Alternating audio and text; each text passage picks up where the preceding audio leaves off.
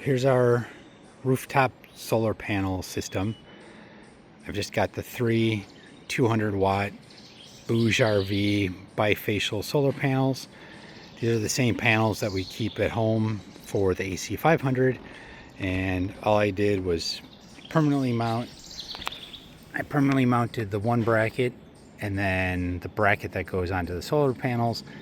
Easy access to get them unbolted, to take them off and take them home. So the only thing that stays on the roof are the permanently mounted brackets. And having a camper that is solar ready, this was pre-installed, so all I had to do was run the wires from my panels. So with that on the roof, I already had the wires into the camper, so all I had to do was cut a hole. You can see where I drilled a nice hole thinking I'd be able to get to the wires. I couldn't. I ended up having to kind of cut a little section out because the wires were back here a little bit more. But you can see I still have the wires to get in there if I ever want to get that go down to the battery. And then all I did was take the other end and put the MC4 connectors on. Obviously, if I ever actually put a solar charge controller in here, then I'll just cut off the MC4 connectors. So I just ran a short solar extension cord off of these down under the bed and into the AC200MAX. So you can see I've got them tucked back into the hole. I got the strings on both ends of the wire, so if I ever have to pull them back out. And then this just goes back over, covers up my hole and the sticky wall. This was already on the wall, so all I did was peel it back, drill my hole, and had access. So for off-grid, in this case, we had a boondock for a few days, and then when we stop overnight, this is how we power the camper. So you can see there's the power cord running to the power input on the camper, and then inside our front storage area, I have our AC200MAX, and we've got two B300K batteries. That is the DC charging enhancer. With that, I had my 400 watt Renogy solar suitcase plugged into that and then sitting out at camp, because in the PV input on the AC200MAX, I've got my three 200 watt Bouge RV panels on the roof. I think total best output, we were seeing about 350 watts out of the Renogy suitcase, and then out of the 600 watts on the roof, saw a little over 500 watts. And then these are my foam pads I use to kind of tuck in between the door when the door is closed, because obviously with the door closed, the cord sticks out and I've got a gap. So cram the foam in, bungee corded the door closed, and we were all good. Well, we made it back. The AC200MAX and the two B300K batteries survived the trip and managed to keep us going while boondocking for 2 nights. So everything went well, no issues, and time to unload it.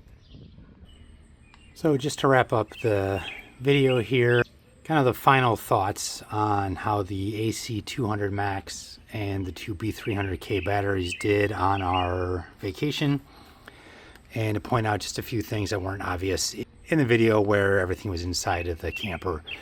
So the standard PV input, the cables that come with the AC200MAX is this. You got the input there that goes into the AC200MAX, that's the actual PV or solar panel input. It's got the MC4 connectors at the end of the cable. So that's what I had wired up to the three 200 watt Bouge RV panels on the roof of the camper. Now this is your standard charging brick. This is what plugs into the wall and then plugs into the AC input on the AC200MAX. Now what we ended up doing is, again, that's your standard charging brick. This looks pretty much the same, but it's not. This is the DC charging enhancer, the D050S. Now this also plugs into the AC port,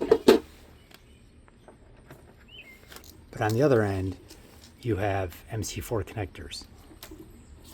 So this is converting the DC input from the solar panels to AC and then charging through the AC port. What that did was effectively give me 2 places I can charge off of solar. So again, the PV input on the AC200MAX, that wire went to the solar panels on the roof and then plugged into the connectors on the DC charging enhancer was the 400 watt Renogy solar suitcase. So that's how I was able to charge both of those at the same time. And then just to point out, the B300K batteries came with the cable, so I had 1 cable for each of the batteries, and those plug in to the side ports on the AC200MAX. So that's how everything was wired up in the camper. We have a 12 volt refrigerator in the camper. That runs off of a 12 volt lead acid battery that came with the camper. In order for that battery to charge, you need to have the converter circuit breaker turned on. When we weren't using any AC power, we still needed the 12 volt battery charge. So that actually drained our battery quicker than expected. But overall, we were able to run the air conditioner when we stopped overnight. And when we were boondocking, we were able to also run the air conditioner as needed. And lastly, as far as the solar panels on the roof go, they held up fine. The brackets held up fine. And then the only other thing I think I mentioned in the previous video about this is the only reason we were able to run the 15,000 BTU air conditioner off our Bluetti AC200MAX was because we put the soft start RV into the air conditioner. Great trip, and for 2 nights boondocking and 1 overnight, this setup worked great, and we'll definitely be doing it again.